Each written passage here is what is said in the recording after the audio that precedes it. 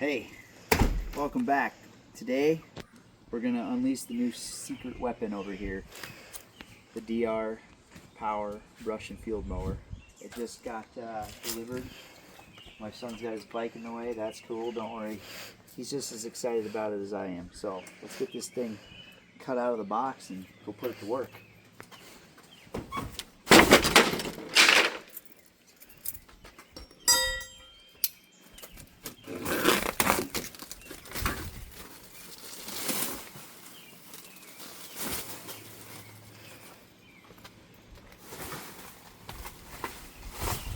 Like we got all of our parts here, looking good.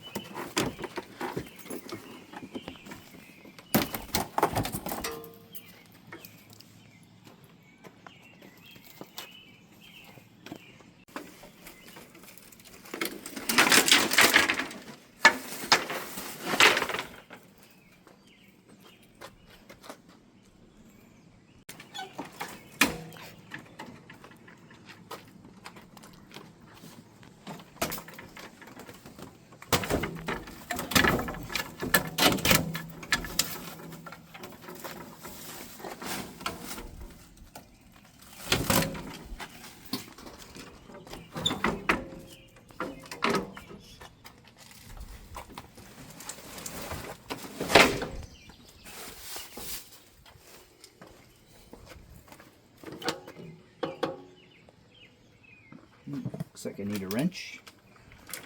Alright, got the old wrench out. It's a 14 mil. I did pretty good. I grabbed the 14 mil, 15 mil combo wrench. Got lucky there. I thought it looked about right. Okay, heads up. This thing's gonna fall. I don't want to hit the shed here. Don't need to scratch the paint. Oh, I can't wait to get this thing out. This thing's gonna be amazing. So right there. Gotta be broken down to this.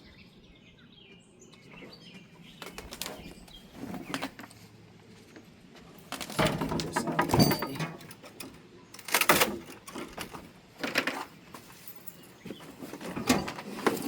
This is actually not bolted down. The serpentine belt is going to go right here. This must be this other box.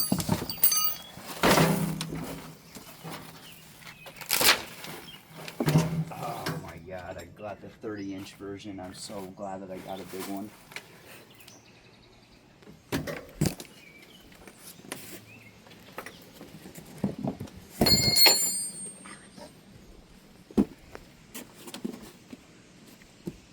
They got this little kind of like a ratchet strap on here. Hold a little button, get some slack. There we go. Just pull this all the way through. There we go. Got a little room now.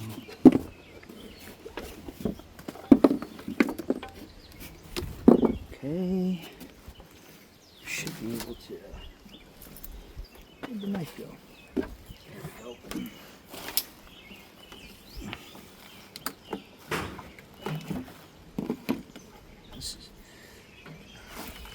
This is how we're going to steer it.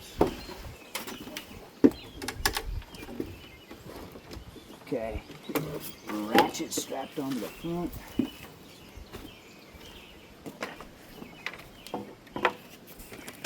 Give us a couple straps right here.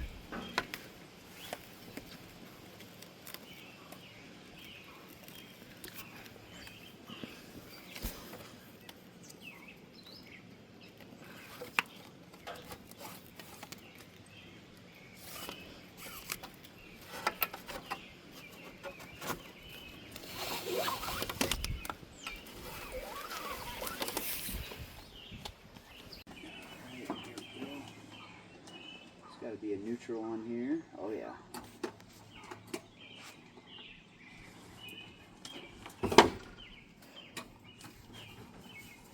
Oh, I see. The brakes are being held like this right here. Cut that zip tie. Cut that zip tie. And now we're free. Here we go.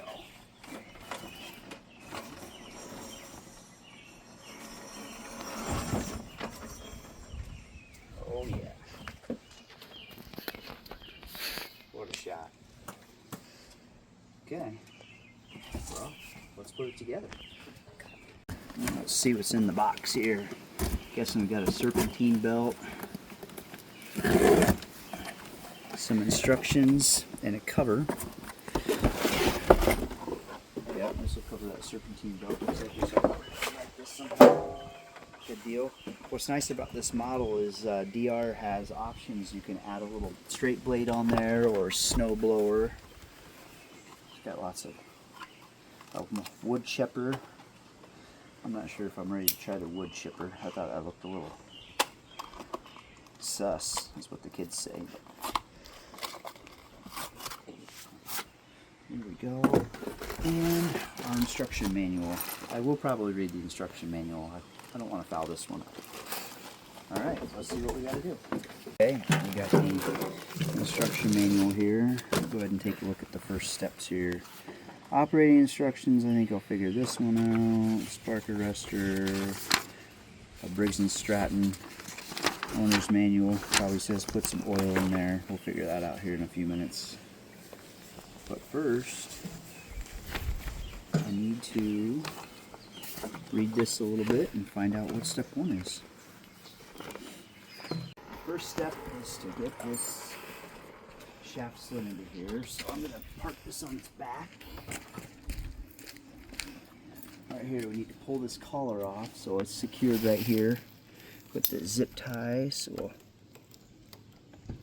cut the zip tie, pull the pin, slide the collar off. Sit here.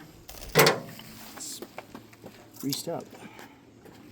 Okay, then I'm going to read it here.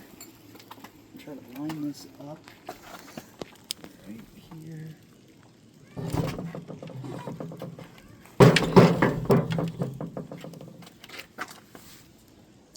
Yep, right there. This sitting up a little bit here.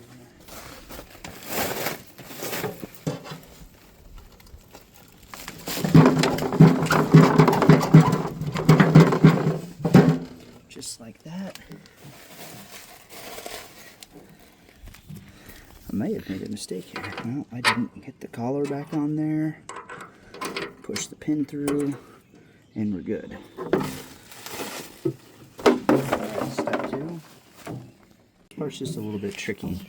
We're going to slide the belt through here, and there's a clutch that engages this belt down underneath it here. So we're going to get ourselves through this little groove right here, and we're going to go around that over here and pull it up and get it into those grooves. Now the belt should run alongside of this right here. See this tensioner spring? Okay, now we're going to work it onto this right here. Okay, and to get it on there, we'll start to twist this just like so. And you should see it starts to grab and pull itself right into place. Just work it on the rest of the way here. Turn a little bit. And voila. Now we should be turning the blade underneath. Okay, just like that. Now we'll put the cover on here. The part hopefully is in the bag. I haven't even opened this part yet. I'm guessing it's this guy. Looks about right.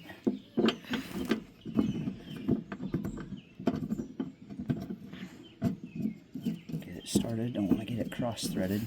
Hate to ruin it on the first day. It does feel pretty tight though.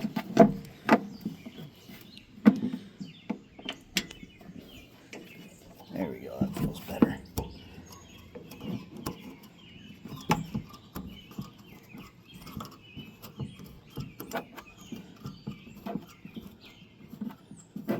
Okay, now our cover's on.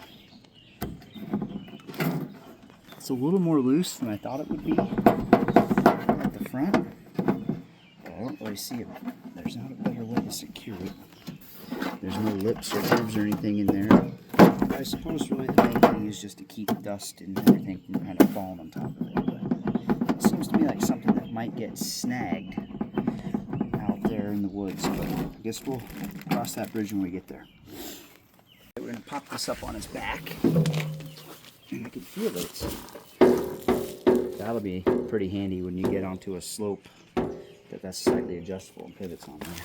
But right here, we've got these cardboards on our straight blade, and we're just gonna get these out of the way right now while we're thinking about it. We don't want to go out there and try to chop down some nasty honeysuckle tree and find out we're just hitting them with a piece of cardboard. Slip that over the edge. Bring this one up. Peel the tape, slip them over the edge, and everything down here. I'm just going to double check that this is tight. Okay, I'll bring this back down. Back them up a little bit.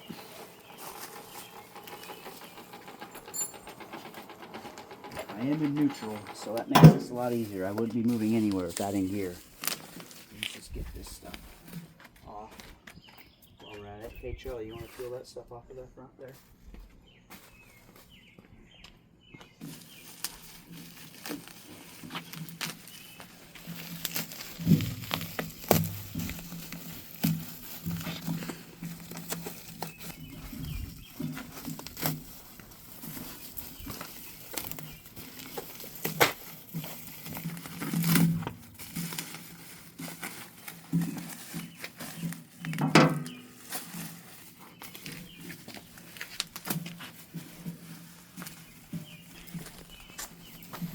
Hey, buddy, you want to borrow a knife? Sure. Don't hurt yourself.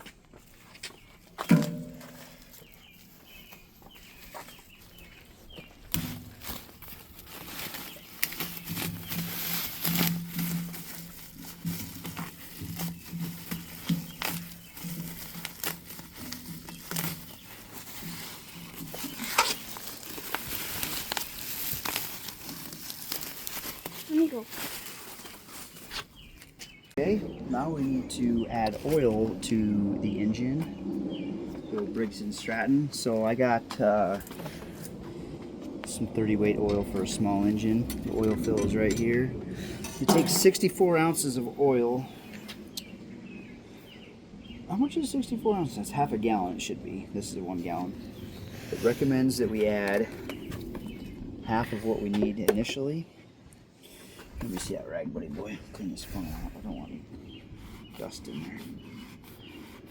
And then give it a minute for everything to settle down. And then check the dipstick and then add as needed, which is a good habit. So I'll start off adding some oil.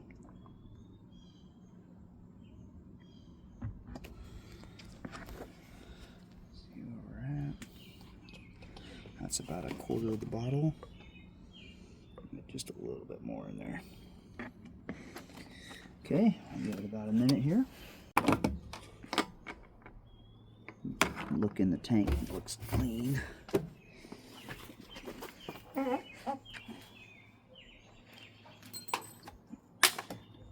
to add some gas. Watch out. Yeah, I took the safety mechanism out of this gas can because I get tired of fighting that safety mechanism all the time. And this is a brand new full can, so.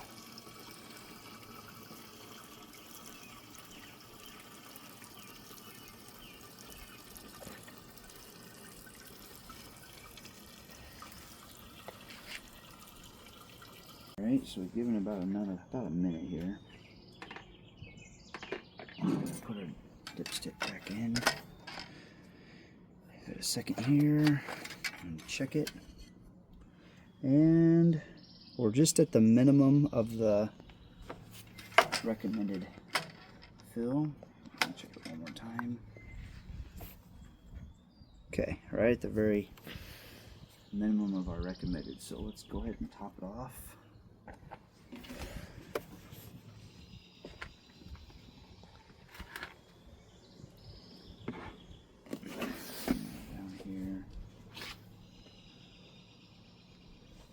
Right at about half.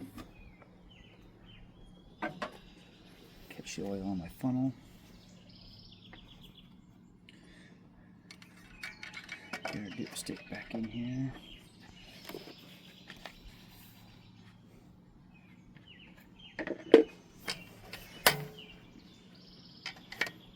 Check it one more time. Oh, I can see it's still running down. Let it sit a little bit longer. Kind of get an idea here what's in the reservoir. Look at that, right on the top side of good. All right.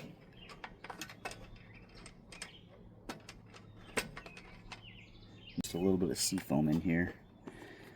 Sometimes things sit for longer than you intend. This is good unleaded fuel that's fresh, but getting a little sea foam in there is not going to hurt anything, and you can't hardly ever add too much of it.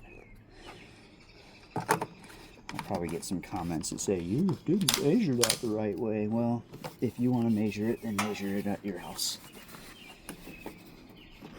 Alright, now this model here does come with an electric start mode. And all we've got to do is take off our connectors here. So, black, red. We'll just slip these off. Slip these on, slip this off, slip this on. We should be ready to start. Okay, so one thing we can do is lower the handlebars to make it a little bit more comfortable. And it says to take a 9/16 wrench. So there's 2 handlebar bolts on each side where it mounts into the frame. So what we're going to do is loosen those. Make sure I got it loose. So the first one, we're just going to loosen it a little bit because we still want it to stay in there. We just want it to be able to pivot a little bit. So we're loosening. And it is pretty tough. There we go. Enough for this to just kind of pivot at this spot. There we go. That should be enough. The back, I'm going to use this side. Oops.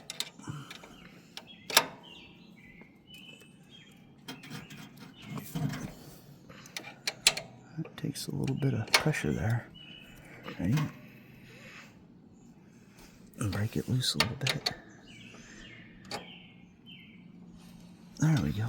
Now we're starting to move. And I'll get back and use this ratcheting wrench. I love these ratcheting wrenches.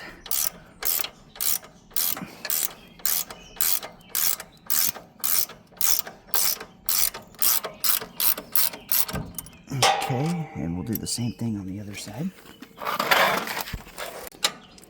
And again, we're just going to get this side loose. Just like so. Alright, I'm just getting this last bolt removed. And it is starting to get a little pressure on it. So you can see like this. And we'll show you what we're doing here. Let this down, and there's 2 holes. It came in the upper hole. So by lowering it, even just that little 1/2 inch lowers this whole thing at the top by several inches. So that would be a little bit more comfortable if you're a short guy like me, or maybe just a guy that doesn't want his arms up in the air all day, even if you're a taller guy. Okay, so what we're going to do is we'll just lower it to that point. We're just going to get this started in this lower hole, just like that. And I'm going to start the one on the other side too, just to so it doesn't have that much pressure on it. And now I'm going to tighten it here.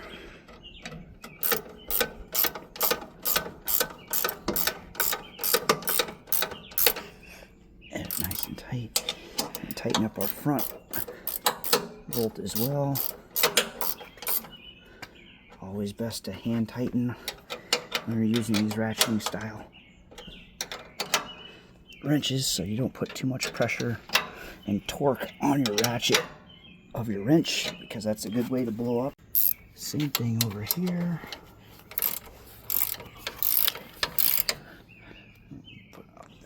Take some pressure off of this just by pressing up with my hand. Start to get it snug.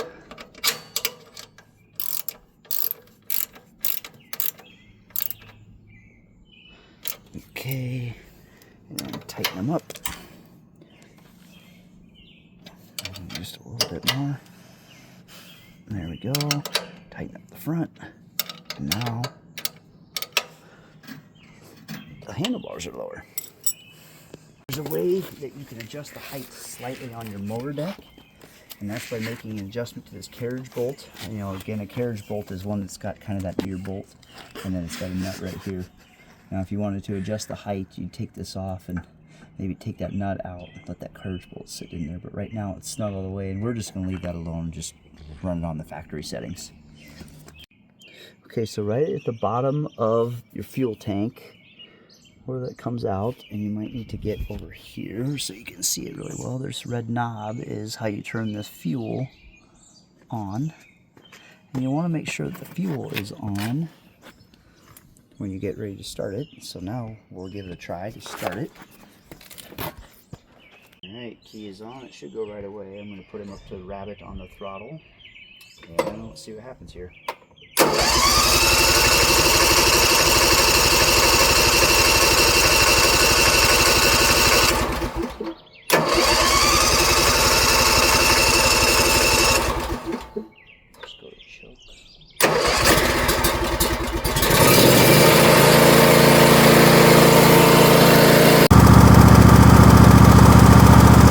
So impressed so far. What a hog.